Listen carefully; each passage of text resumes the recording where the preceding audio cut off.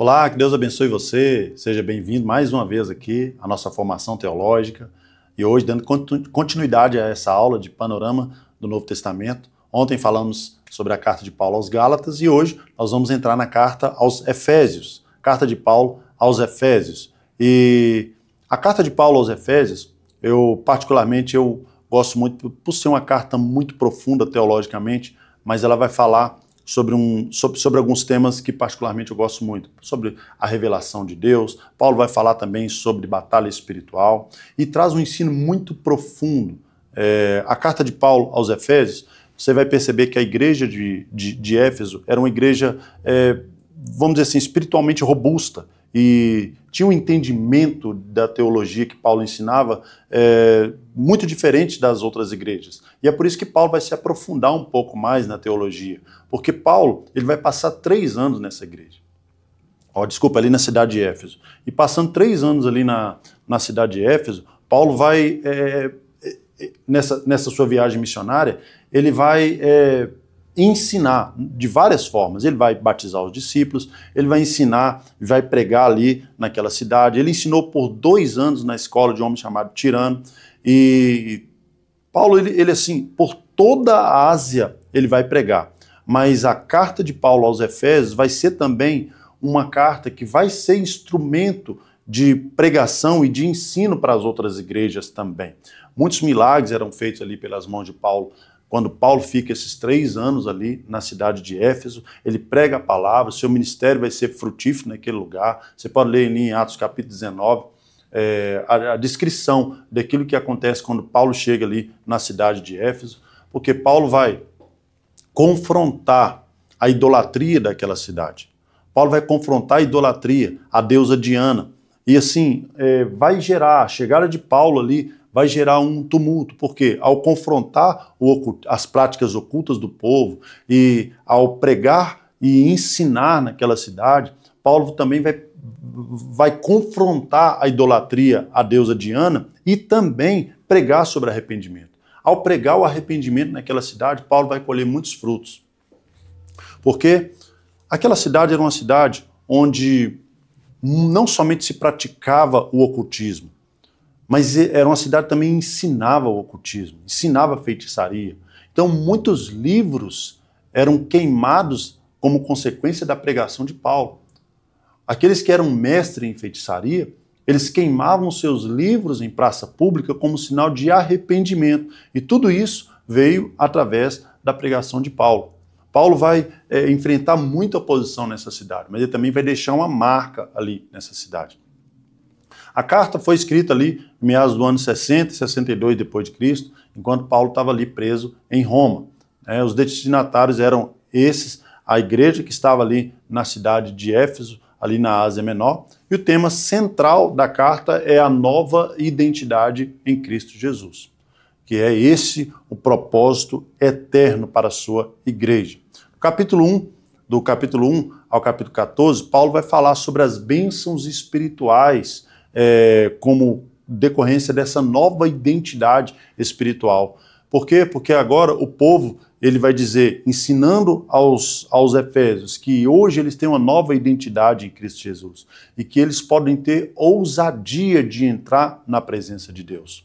Ele vai ensinar e começa ali exaltando que nós temos em Cristo uma nova identidade, essa ideia de salvação não é apenas uma salvação celestial, que somente nós vamos chegar em um novo nível espiritual quando chegarmos no céu. Não. Ele está dizendo que hoje nós podemos nos posicionar hoje como filho de Deus e essa nova identidade tem um peso hoje ainda aqui na terra. Que nós vamos sim chegar lá no céu e a nossa salvação vai ser completa. Mas no capítulo 1, versículo 3, vai dizer assim: bendito o Deus e Pai do nosso Senhor Jesus Cristo, que nos abençoou hoje, né? Ele já nos abençoou, por isso que aí está no pretérito, já nos abençoou, ele não vai nos abençoar, com todas as bênçãos espirituais nas regiões celestiais em Cristo. Ele vai descrever aqui 7 grandes bênçãos como decorrência dessa nova identidade em Cristo Jesus. Ele vai dizer, no versículo 4, sobre a eleição, que nós somos escolhidos desde a fundação do mundo, nós somos eleitos por Deus antes da fundação do mundo. Vai falar sobre predestinação, aqui no versículo 5, ele vai dizer que nós somos adotados como filhos de Deus, predestinados, adotados como filhos de Deus. Aqui no versículo 7 ele vai dizer que nós somos libertos, salvos e libertos pelo sangue. Ainda no versículo 7, que os nossos pecados foram perdoados e foram apagados, e que agora nós podemos nos achegar a Deus e conhecemos a Deus através do seu plano, que é a revelação desse mistério que foi oculto, mas que agora está sendo revelado por meio de Cristo Jesus. E que ele deixa para cada um de nós uma herança. Como santos, como separados e filhos de Deus, temos uma herança, que é justamente o selo do Espírito Santo, que é a garantia da nossa salvação. É um ensino que você vai ver pouco em outras cartas. A aplicação dessa carta de Paulo não começa somente com a vida natural, ela começa numa vida espiritual. Você vive para ser aceito? Não, você já foi aceito em Cristo Jesus. Isso muda toda a perspectiva, a maneira como nós nos enxergamos. Porque às vezes o mundo ele vai nos entregar, ele vai nos rotular.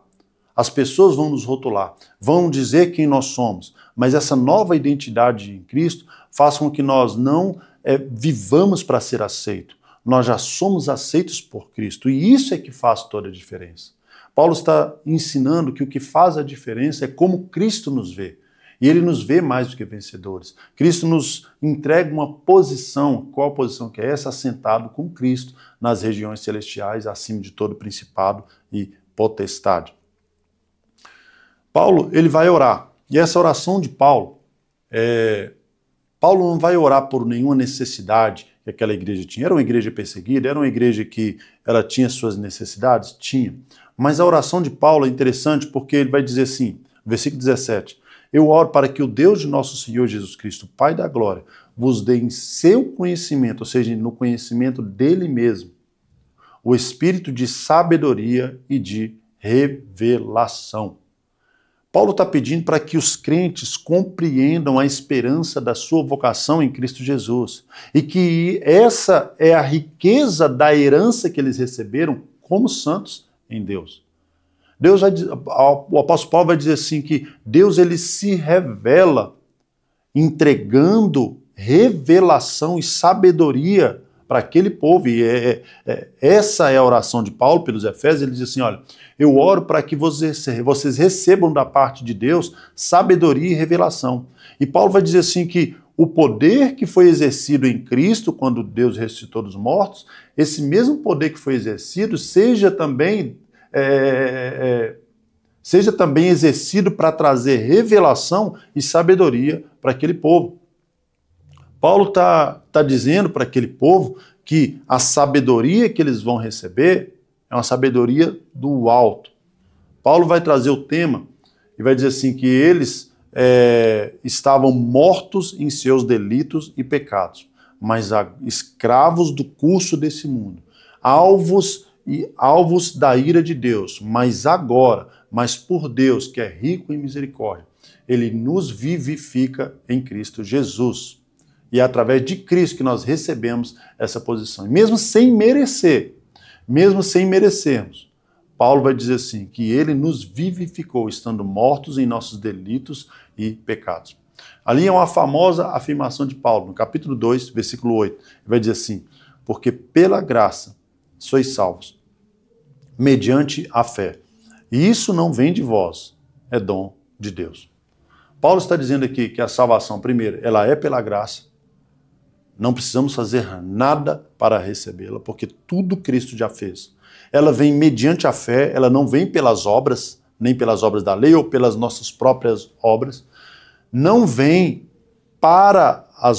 mas ela vem para as boas obras. Ela não vem pelas obras, mas elas vêm para as boas obras, que ele nos justificou e nos santificou. Para que, uma vez santificado e uma vez justificado, o fruto dessa nossa justificação seriam as boas obras. Ou seja, nós não somos justificados por fazer o bem, mas fazer o bem é fruto do fato de nós sermos santificados. No capítulo 2, versículo 11 ao 22, ele vai falar sobre a unidade em Cristo, né? Que havia um muro de separação. E esse muro separava judeus, separava gregos, separava raças. Esse muro ele fazia separação. Mas em Cristo esse muro foi derrubado. Versículo 14 do capítulo 2 vai dizer: porque ele é a nossa paz, ao qual ambos os povos fez um, e derrubou a parede de separação que estava no meio. Jesus ele vai abolir a lei no sentido de exigência para ser aceito. Né? E abolindo essa lei, ele vai criar um novo homem que se renova a cada dia em verdadeira justiça e santidade. A igreja aqui ela é apresentada de algumas formas. Ela é apresentada como aquela que tem cidadania celestial. Ela é apresentada como família de Deus, ela é apresentada como um edifício bem ajustado que está crescendo, e ela é apresentada também como a habitação do Espírito Santo. É a maneira como a igreja é apresentada aqui na carta de Paulo aos Efésios. Ela tem cidadania celestial, ela é família de Deus, ela é um edifício bem ajustado e ela é a habitação do Espírito Santo. Isso é uma revelação. Isso é uma revolução cultural e espiritual. Por quê? Porque a cruz ela vai quebrar essa barreira racial e religiosa que prendia o seu povo ali, principalmente no Antigo Testamento. No capítulo 3, Paulo vai falar sobre o papel da igreja e do plano eterno de Deus sobre essa igreja. Ele vai revelar ali o quê? Um grande mistério, um mistério que estava oculto, mas que agora foi manifesto. Capítulo 3, versículo 10 vai dizer assim: para que, pela igreja, a multiforme sabedoria de Deus seja conhecida dos principados e potestades. A missão da igreja não é apenas uma missão terrena. A missão da igreja é revelar justamente os céus aqui na terra. E Paulo está dizendo aqui, nesse versículo, que a igreja ela é responsável por demonstrar a essas hostes espirituais a sabedoria, essa multiforme graça de Deus, que é justamente demonstrada nas ações da igreja, naquilo que nós manifestamos como igreja. Aqui no versículo 20, ainda no capítulo 3, ele vai dizer: ora, aquele que é poderoso para fazer. Ele é poderoso para fazer. Ou seja, por mais que Paulo está falando em suas cartas que a salvação é pela graça e não vem por obras, mas o próprio Deus aqui, ele é aquele Deus que faz infinitamente por nós, mais do que nós estamos pedindo ou pensando. Tá? Então, no capítulo 4 ao capítulo 6, Paulo vai falar sobre a vida prática no corpo de Cristo, né? Então, assim, se nós entendemos que nós somos salvos pela graça, então agora nós somos uma nova criatura.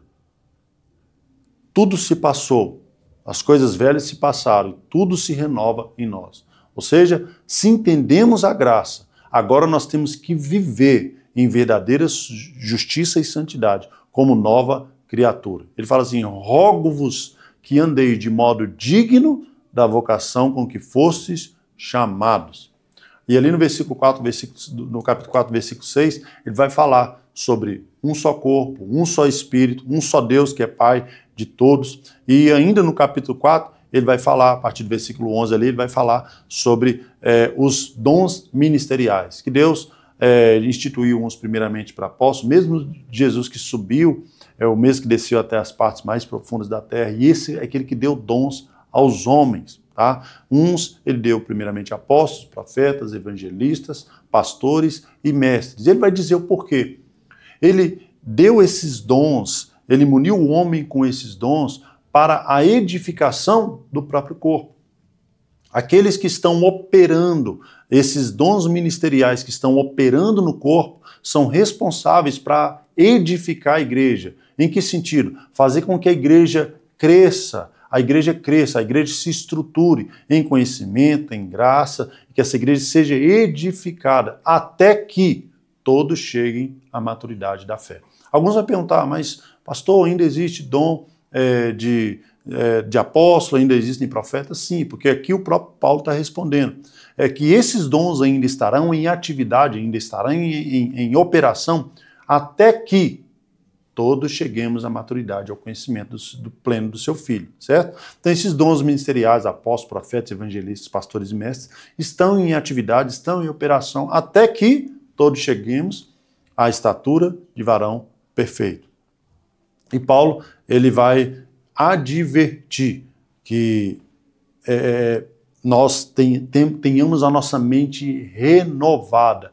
E fazendo isso, nós vamos nos revestir do novo homem em santidade, em verdadeira justiça diante de Deus. No capítulo 5, ele vai também trazer aqui alguns apontamentos. Ele vai dizer assim, para que nós sejamos imitadores de Deus como filhos amados. Imitar a Deus, fazer aquilo que Deus faz. Ele vai dar algumas orientações, ele vai ser bem firme nas suas pontuações. Ele vai dizer, foge da impureza, fugir da cobiça. Ele vai repreender quanto à linguagem torpe. Ele vai repreender os filhos, repreender os pais. Vai dizer para não nos embriagarmos com vinho, né, mas enchermos do Espírito. Você vê lá no versículo 18. Né? Vai falar também sobre o matrimônio, questões matrimoniais, como a esposa deve respeitar o marido, como o marido deve tratar a esposa, amar a esposa como Cristo amou a igreja. E no capítulo 6, além de falar sobre vida doméstica ainda, continuar falando sobre os filhos obedecer aos seus pais e como os pais não devem provocar a ira dos filhos e questões como essa, ele vai trazer aquilo que é uma das maiores revelações sobre batalha espiritual do Novo Testamento, que é quando Paulo vai falar sobre a armadura de Deus, né? Revestivos de toda a armadura de Deus, para que possais estar firmes contra as ciladas do diabo. Paulo está enfatizando aqui que há uma luta espiritual.